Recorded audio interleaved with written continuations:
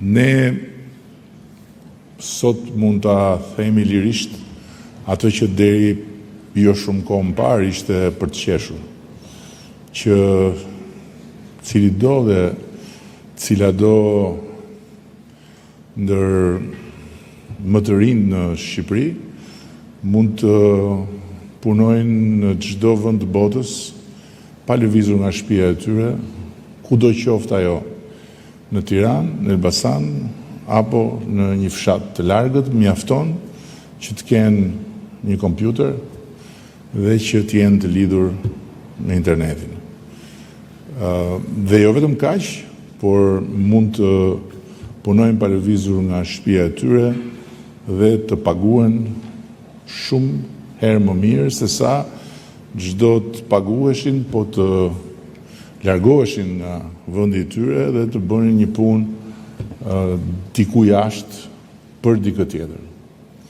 Sot nuk është më për të qeshur, sepse është një realitet i cili zgjerohet me shpejtësi, duke integruar në perimetrin e vet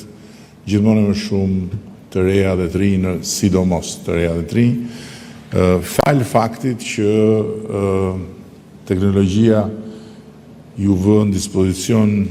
mjete të cilat të reja dhe të rinjt i kuptojnë edhe i zotrojnë shumë më shpejt se sa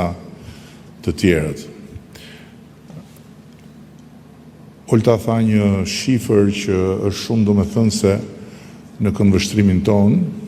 trefishimi i numrit të aplikantëve për programin Startup Albania, i cili ka nisur disa vite më parë dhe tani më është një program i besueshëm dhe fal besueshmërisë, por fal edhe informacionit që është shpërndar në këtë periudhë,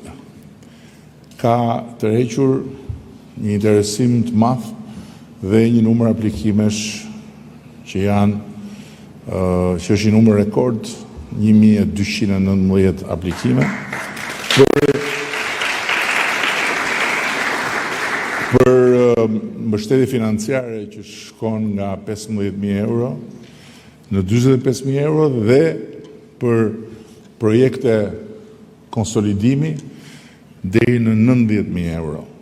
të cilat nuk janë kredi, po janë grant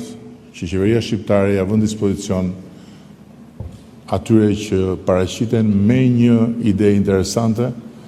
dhe me një potencial për të krijuar një zgjidhje që pastaj të krijojë